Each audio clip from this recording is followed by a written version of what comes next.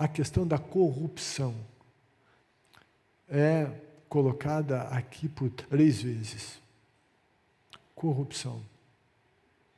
E Deus se desagradou da corrupção, Ele se desagrada da corrupção.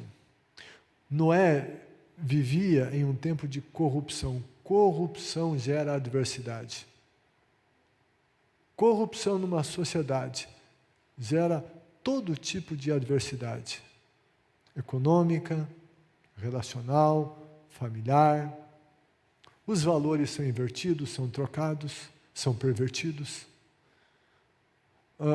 Ele fala de conduta, havia corrompido a sua conduta, toda a conduta humana da época de Noé estava corrompida, os valores morais, os valores familiares, os casamentos, as famílias, os relacionamentos, toda a conduta que deveria ser correta estava corrompida. Corrompida. E a corrupção é algo que desagrada a Deus. E Deus, então, ao olhar tudo isso, Ele vai trazer juízo sobre aquele povo. Deus é um Deus que julga o pecado. No entanto, na essência, Deus é um Deus de amor, e toda a ação de Deus, sobretudo, é motivada pelo amor. Mas como assim?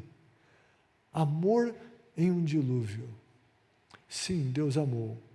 Porque se Deus não amasse, Ele não iria intervir naquela situação de corrupção. E a sociedade iria se autodestruir.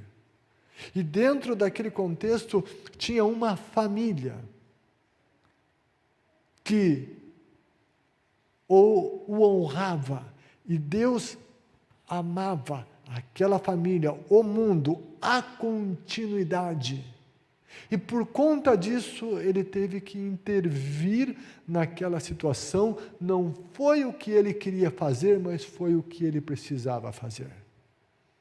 E o amor verdadeiro, muitas vezes, Ele faz não aquilo que Ele quer, mas aquilo que Ele deve fazer. E então, Deus interviu naquele momento para que houvesse um recomeço e um remanescente começasse a se multiplicar e a encher a terra. O mundo assim, de um jeito, e ele e sua família de outro jeito. Isso gerava conflito. Ele, com certeza, sofria perseguição, discriminação, zombaria. Eles o ridicularizavam. A Bíblia não diz isso, mas é muito possível inferir isso, até mesmo porque a gente conhece como é o comportamento humano. Não era diferente do que hoje é. Aqueles que tomam uma outra postura, eles são julgados, eles são desprezados, eles são recriminados. Não era diferente quando é. E isso tudo gerava um clima de adversidade. E Noé vivia nesse tempo de adversidade. E como é que ele respondeu ao tempo de adversidade? E a gente falou aqui de manhã à tarde. A Bíblia diz que Noé era justo. Ele fez as coisas.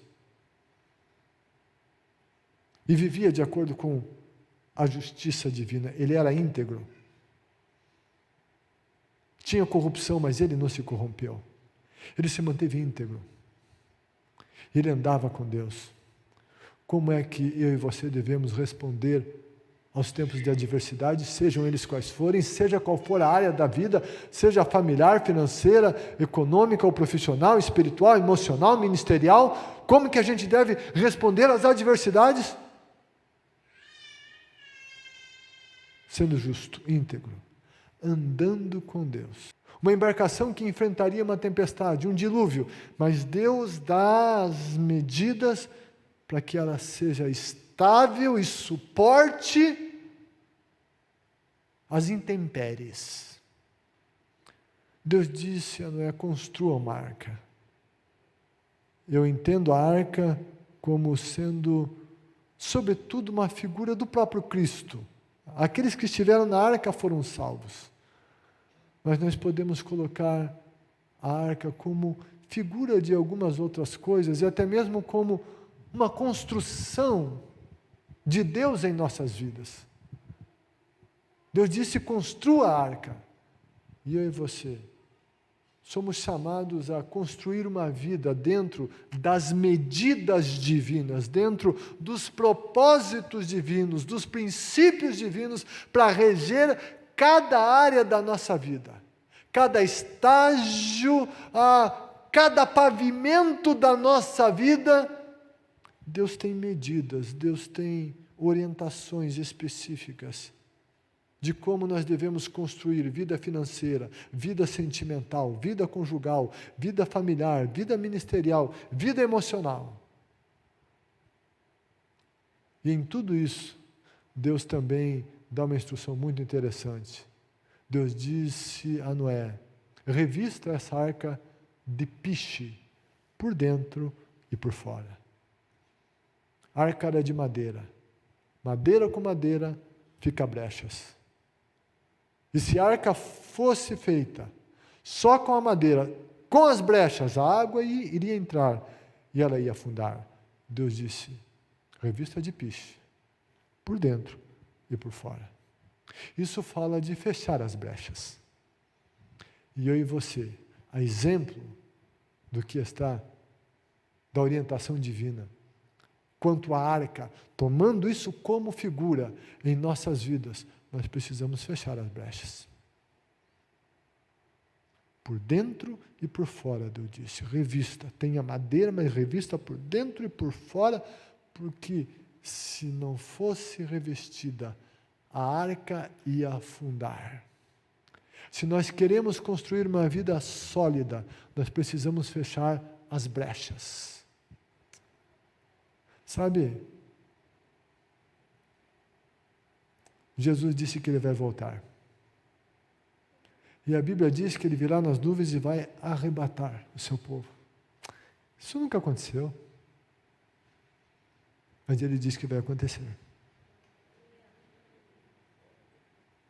Como Ele disse que viria o dilúvio e veio, da mesma maneira, Jesus disse que Ele vai voltar, Ele vai.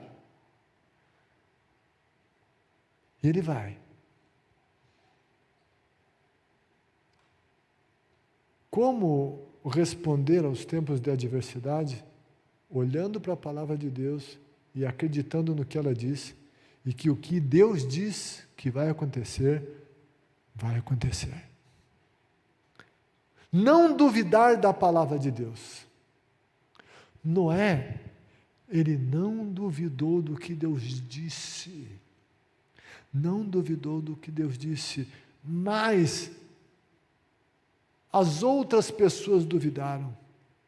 Jesus disse em Mateus capítulo 24, versículos 37 a 39, diz: como foi nos dias de Noé, assim também será na vinda do Filho do Homem. Pois nos dias de Noé, anteriores ao dilúvio, o povo vivia comendo e bebendo, casando-se, dando-se em casamento, até o dia em que Noé entrou na arca, e eles nada perceberam, até que veio o dilúvio e os levou a todos. Assim acontecerá na vinda do Filho do Homem. Veio o dilúvio, os levou a todos, assim sabe, Jesus está falando aqui. Ele está comparando a sociedade daquela época com a última, que antecederá a volta de Cristo. E aqui Jesus diz que eles estavam envolvidos só com a vida. Eles nem perceberam. Eles não perceberam que o dilúvio estava vindo. Estavam vivendo a sua vida. O Noé estava construindo a arca. Como responder a esses tempos? Construindo.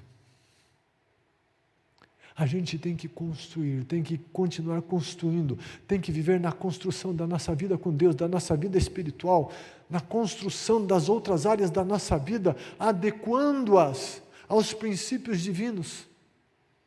Noé se preparou para o que viria. Ele se preparou para o que viria. Ele se preparou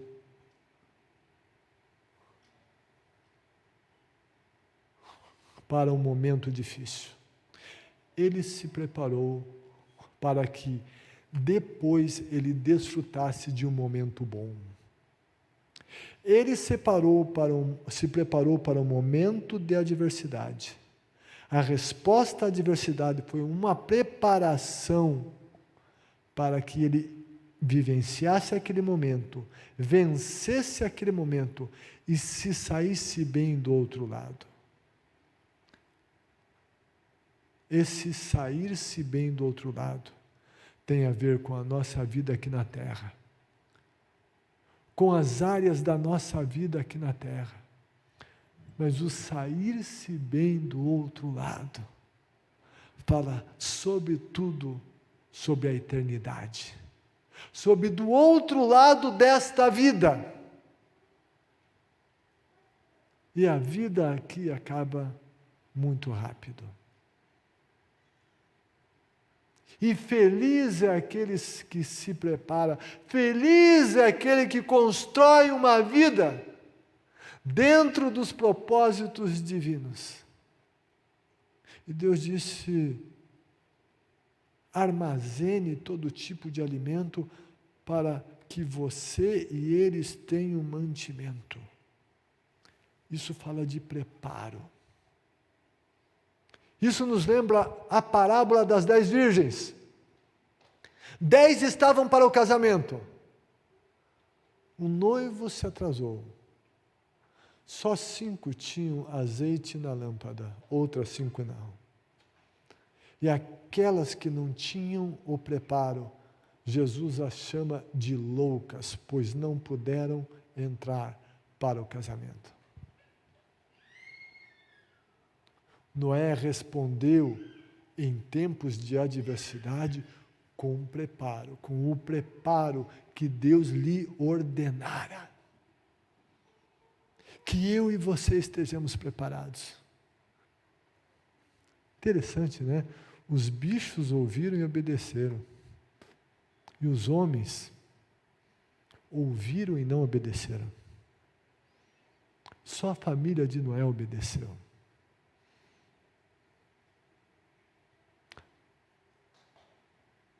Às vezes, nesse sentido, a gente é pior do que os bichos da Arca de Noé. Deus fala com a gente e a gente não obedece. E em último lugar que eu quero colocar aqui, Deus propôs uma aliança a Noé. E Noé abraçou essa aliança. Versículo 18 diz: mas com você estabelecerei a minha aliança. E você entrará na arca com seus filhos, sua mulher e as mulheres de seus filhos. Aliança. Nós estamos aqui na ceia para celebrar a aliança que temos em Cristo. Que sejamos fiéis à aliança. Que sejamos fiéis a Cristo. Que a resposta aos tempos de adversidade não seja infidelidade, mas seja fidelidade ao Senhor Jesus, a aliança que nós temos com Ele.